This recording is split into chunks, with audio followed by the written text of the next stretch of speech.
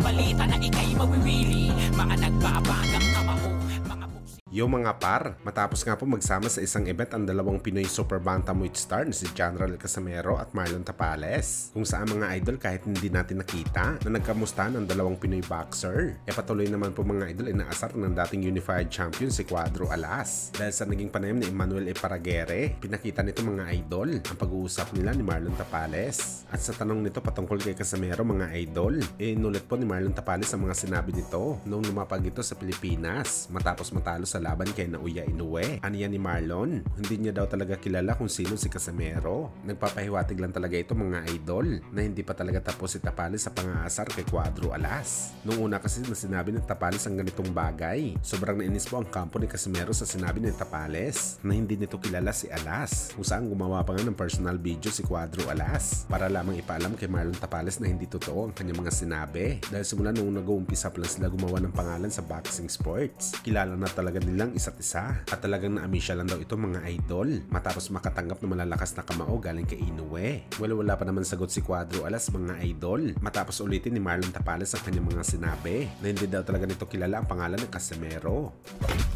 Samantala breaking news tayo mga idol sa kumakalat nga po na footage ng dating lightweight undisputed at current WBC super lightweight champion Devin Haney, kung saan pumunta ito sa zoo para mag-chillax sana at isang sa mga ginawa nito magpakain ng uso. Bagamat ang masayang banding sa uso mga idol, muntik na mauwi sa disgrasya habang nagpapakain kasi si Haney. Itinangka ng uso na kagatin ng paa nito. Baka nanggigil ang uso mga idol dahil kakarampot lamang ng pagkain ng binibigay ni Haney at gusto nito lapain ang paa ni Haney Boy para malaki naman ang kanyang masubo. Buti na lang talaga mga idol na agapan ng mga zookeeper ang insidente. Kung hindi, tapos sana maliligayang araw ni Haney Boy sa boxing sports.